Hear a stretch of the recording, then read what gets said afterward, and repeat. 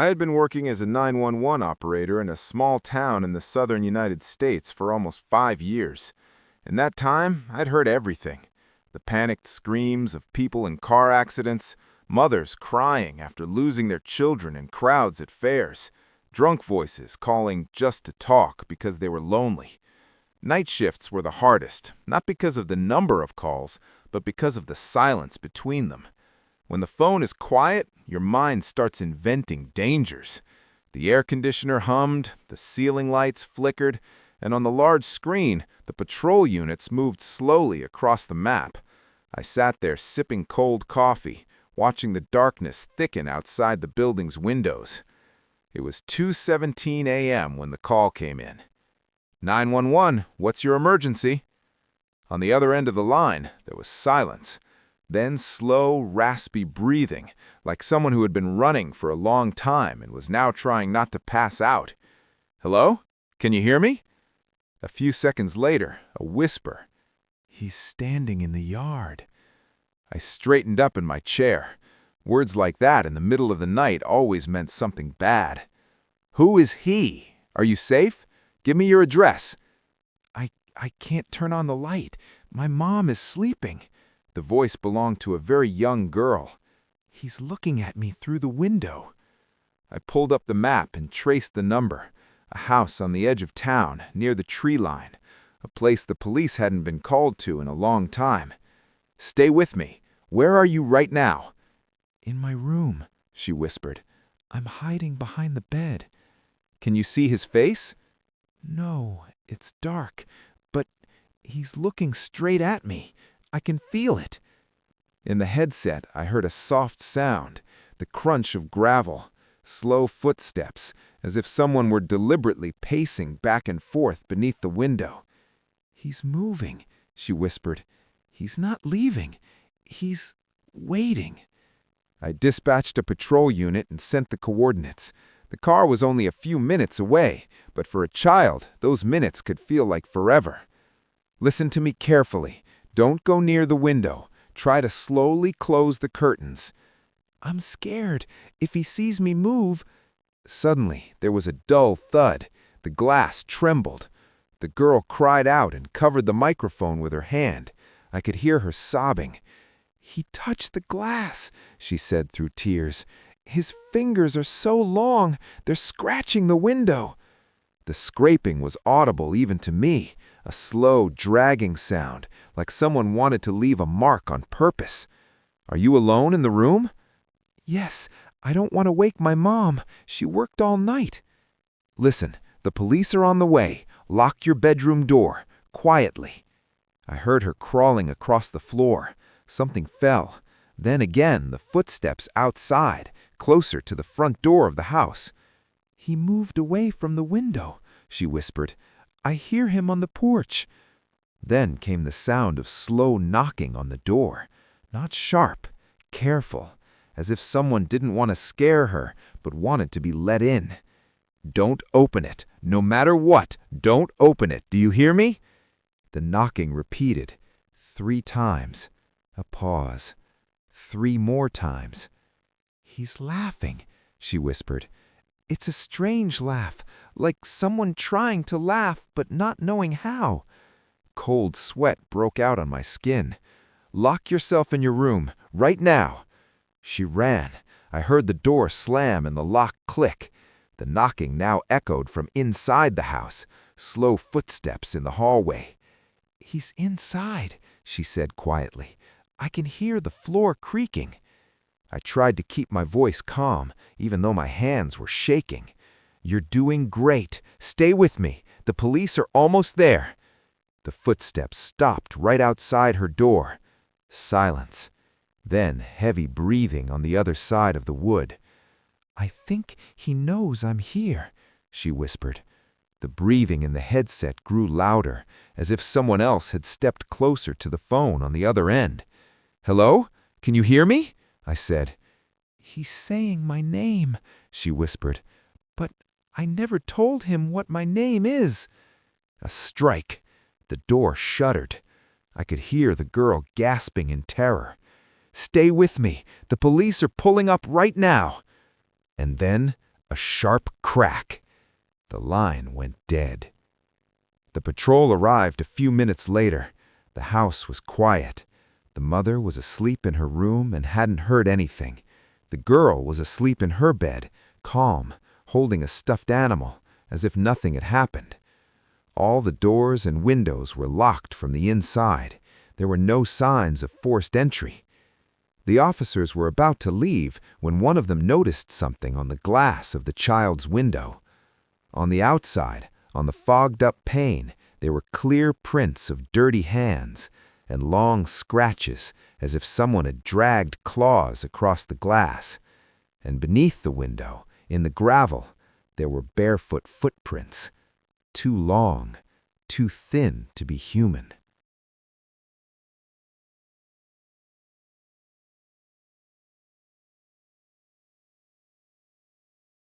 My friends and I decided to drive out of town on a whim. It was summer, the night was suffocatingly hot, and we felt like if we didn't get away from civilization right then, we were going to lose our minds from boredom. Quiet music played in the car. The headlights cut through the darkness, and the forest stretched around us, thick and black like a wall. We found the old house by accident. It stood near a dirt road, a little off the highway.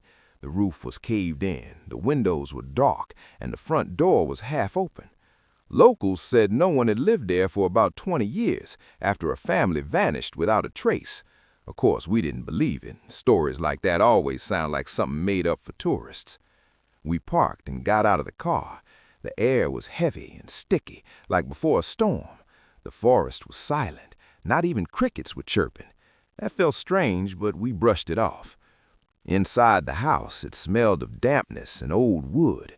Our flashlights smeared across the walls, where scraps of wallpaper still clung in places.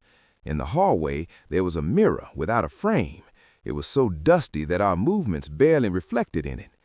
"Let's just take a quick look and go," I said. "This place feels off." But my friends just laughed. We stepped into the first room. Empty. The second. Empty too. In the third, there was an old chair tipped over on its side, as if someone had stood up in a hurry and knocked it over. "Are you sure nobody lives here?" one of us muttered. Suddenly, the door behind us slammed shut. We all jumped. When we turned around, the door we had entered through was closed. "Just the wind," someone said nervously. I walked over and tried to open it. It wouldn't budge. It felt like someone was holding it shut from the outside. We decided to find another way out. We turned back into the hallway, but it was longer. The walls seemed to have shifted apart. The flashlight beam couldn't reach the end. "Do you see this?" I whispered. We walked forward. The hallway finally led us to a door. I pushed it open, and we stepped into another room, the same one with the tipped-over chair. "That's impossible," someone said behind me. We walked down the hallway again. This time the door led to the kitchen. The old cabinets were open. The table was covered in a thick layer of dust, but there were fresh handprints on it, as if someone had just leaned on it. That was when I felt the house grow colder. The air seemed to squeeze my chest. "There's someone here," the girl in our group whispered. We heard footsteps on the second floor, slow, heavy ones. The stairs creaked, even though none of us had gone up there. "There can't be anyone up there," I said, though my voice was shaking. We decided to go upstairs. The stairs led to a dark landing. Our flashlights picked out the doors to the rooms, but every one of them was closed. When I touched the handle of the first door, someone tapped softly from the inside in response. I yanked my hand back. "Is this a joke?" I whispered. The tapping repeated. Slow, careful, like someone checking if we were still there. We ran back toward the stairs, but the stairs were gone. In their place was a solid wall. Panic hit us all at once. We ran through hallways that kept changing. Doors that should have led outside brought us back to the same rooms. The windows showed not the forest, but darkness, where shapes sometimes seemed to move. "The house doesn't want us to leave," the girl whispered, gripping my hand. And then we heard voices. They sounded like our own, Someone in the dark laughed the same way my friend laughed. Someone called out to us in the same voice as the girl walking beside me. We realized the house was studying us, memorizing our voices, our movements, our fears. My flashlight began to flicker. The darkness crept closer, and in that darkness I saw silhouettes, unnaturally thin, bent shapes, like people who lived too long in narrow spaces. "Don't look at them," I whispered. "Just keep moving." We wandered blindly until we suddenly saw a door with cracked glass. Through it, we could see the forest, real, alive. We rushed toward it, burst outside, and collapsed onto the ground. The night air filled again with sounds, crickets, distant cars, wind in the treetops. I turned back. The house stood quiet and still. The door was open, as if it were inviting us back inside. We drove away without looking back. The next day, we returned in daylight with people from the nearby town, but where the house had stood, there was an empty clearing overgrown with grass, as if nothing had ever been there. Only in the middle of the clearing lay an old chair, tipped over on its side.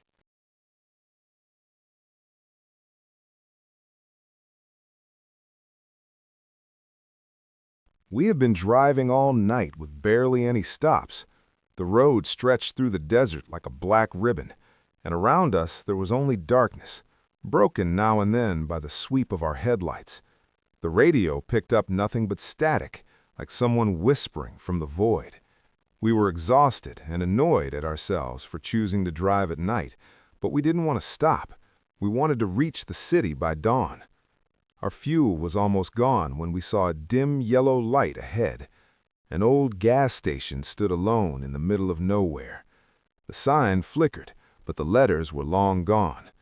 It felt like the place hadn't changed in decades. "Are you sure this place is still open?"